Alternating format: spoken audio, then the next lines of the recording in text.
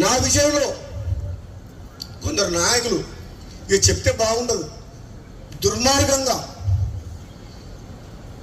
ధర్మరాజులాగా ఉండాల్సిన జానారెడ్డి గారు కూడా మహాభారతంలో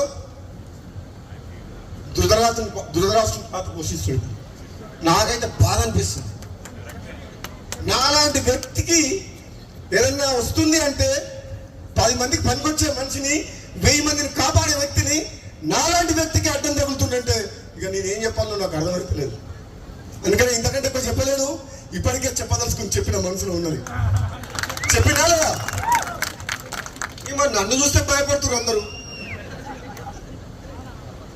నేను వస్తున్నట్టు బామ్మడి వస్తే ఏం చేస్తాడో ఆయన మా మాట వింటాడో వినడో అనుకుంటున్నా. ఏందో మరి అధిష్టానమేమో ఇస్తా అంటుంది.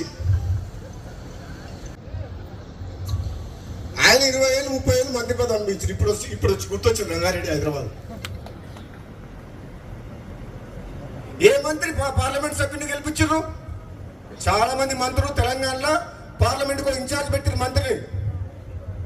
కానీ భువనగిరి పార్లమెంట్ కు మంత్రి ఇన్ఛార్జ్ రాలే, ఒక ఎమ్మెల్యేగా ఇన్ఛార్జ్ పెట్టింది కాంగ్రెస్ పార్టీ.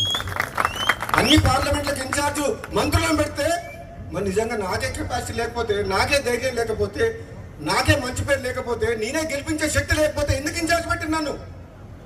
అన్ని తెలంగాణ మొత్తం మంత్రులు ఇన్ఛార్జ్ పెట్టి భువనగిరి ఎందుకు ఎమ్మెల్యేని ఇన్ఛార్జ్ పెట్టిండ్రు అంటే గెలిపించే సత్తా ఉంది, ప్రజల్లోకి పోతడనే కదా. మరి ఇచ్చిన వాటిని నిలబెట్టుకునే బాధ్యత ఎవరిది? మీరు ఇన్ఛార్జ్ పెడితే గెలిపించి ఇచ్చినవా లేదా సీటు? ఎవరిచ్చిండ్రు? ఆదిలాబాద్ గెలిచిందా? మహబూబ్ నగర్ గెలిచిందా?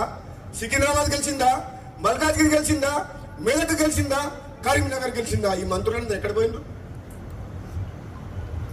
మరి ఎక్కడ? నేను అడిగేది ఓ దయా దాక్షిణ్యాల మీద మీరు ఎప్పుడు ఇస్తారా అని మేము ఎదురు చూస్తలేం.